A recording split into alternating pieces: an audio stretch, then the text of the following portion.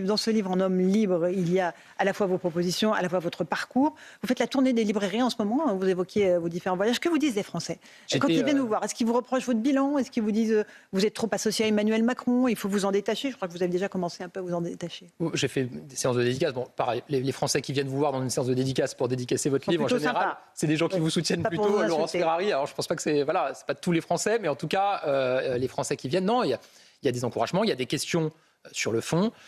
Ils ont aussi très envie de connaître un peu les coulisses de la dissolution, parce que depuis la dissolution, je rencontre tout le temps des Français qui me disent mais on ne comprend pas comment cette décision aussi folle a pu être prise, qu'est-ce qui s'est passé. Et donc, dans ce livre, je raconte finalement ce qui se passe derrière les portes, dans les réunions, ce que les Français n'entendent jamais. Effectivement, comment est-ce que le président de la République a été amené à prendre cette décision.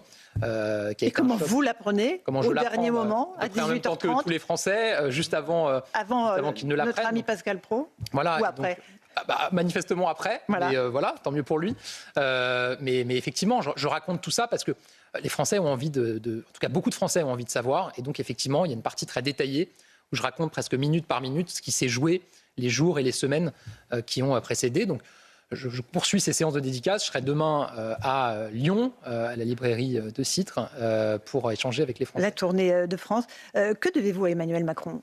Le droit d'inventaire, évidemment, c'est une nécessité, un passage obligatoire. Est-ce que vous lui devez quelque chose, Gabriel Attal? Bien sûr. Je lui dois l'honneur d'avoir pu servir mon pays au plus haut niveau. Je n'étais pas en politique, engagé, entre guillemets, en tant qu'élu en politique avant son élection. J'étais conseiller municipal dans ma commune. Je le suis depuis 12 ans à Vanves, mais c'est le président de la République qui m'a donné la possibilité de servir mon pays au gouvernement en tant que ministre, puis en tant que Premier ministre. Et donc j'ai forcément... Mais vous le comprenez un peu mieux parce que vous dites je ne comprends plus le président. Reconnaissance. Mais vous pouvez avoir une reconnaissance pour un homme et ne pas comprendre des choix politiques. J'ai assumé de le dire. Moi j'essaye d'être lucide et de dire les choses telles que je les pense et telles que je les ressens. Voilà, après ça peut déplaire à certains, mais je pense que c'est ce que les Français attendent. Ça lui déplaît attendent. à lui en particulier. En tout cas, c'est ce que les Français attendent. Il a lu votre livre ou pas?